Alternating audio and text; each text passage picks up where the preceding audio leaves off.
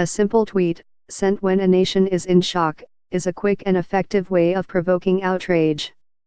That's what South Lone Star discovered after rebuking British Muslims in the wake of the Westminster terrorist attack in March. After the attack, the tweeter shared a photograph of a young Muslim woman walking along the bridge looking at her phone, and wrongly accused her of ignoring the injured. It was swiftly picked up in the media and the depiction of the incident became a minor cause célèbre. South Lone Star appeared to be a fairly conventional member of the American alt-right taking a sudden interest in London. And he, or perhaps she, was pleased with the result. For days after, the tweeter was gleefully sharing press clippings. "Wow! I'm on the Daily Mail front page. Thank you British libs. You're making me famous," he said, referring to an article that appeared on Mail Online and which still bore the tweet at the time of writing. A day later, "I'm on the Sun. Thank you again, British libs. Now I'm even more famous." But there was a hidden and disturbing dimension to the incident, because this tweeter was part of a Russian disinformation campaign. Until the Twitter account was suspended in summer 2017 for its Russian links, South Lone Star sought quite a different identity.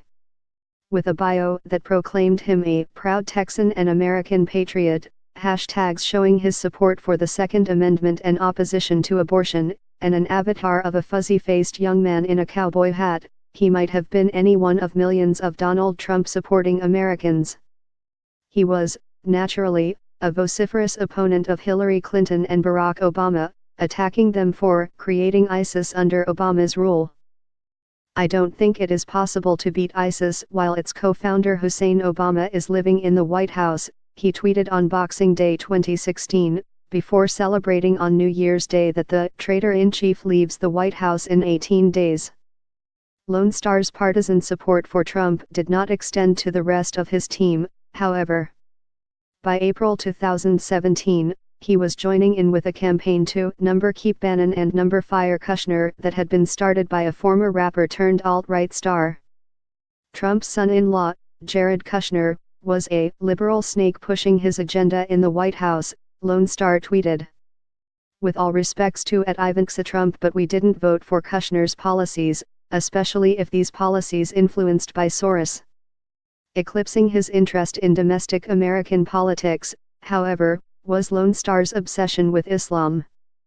World news was filtered through that lens. Terrorist attacks in Europe were a regular focus on his timeline, as were links to stories on far-right news websites about jihadi training camps in UK prisons, images of Muslims burning American flags outside the US Embassy, or a picture of men chanting Allahu Akbar while receiving sentences for child abuse. Despite the anti-Semitic subtext of his attacks on Kushner as a globalist liberal backed by George Soros, he would regularly announce his support for Israel.